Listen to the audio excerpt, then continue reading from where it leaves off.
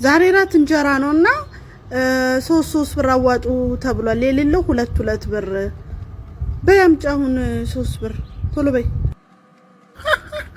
ተቀልጃለሽ እንደ 3 ብር ለእንጀራ መዋጮ እንጀራ እኮ ሲሆን እኮ ትሪውን ልሳችሁት እኮ እሱ አይበቃችሁም እትግጡታላችሁ ትሪውን።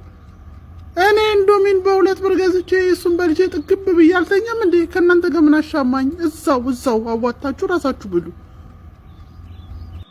ባለፈው ይኸውልሽ ቁልጭ እያልሽ አንዳንድ ጉርሻ ጠብቀሽ ከሆነ አናጎርስም ካሁን በኋላ እንዴ። እኛ እኮ አዋተን ምን በላው ያለ መዋጮ ምን በላው አይ ነገር የለም። ያው ወጡ ምናምን የሚሰራው ካስቤዛው ላይ ስለሆነ እንግዲህ ወጥ በእንዶሚን ከበላሽ መብትሽ ነው።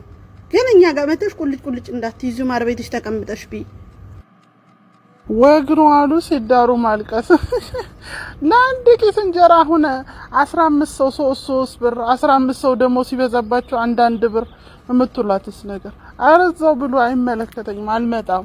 ባለፈው ለታጎረሳችሁ እንጀራ እኮ አይናችሁ አርፎበታል መሰለኝ አዳሪ ሙሉ ወደ ሽንት ቤት ሲያመላልሰኝ ነው አለው።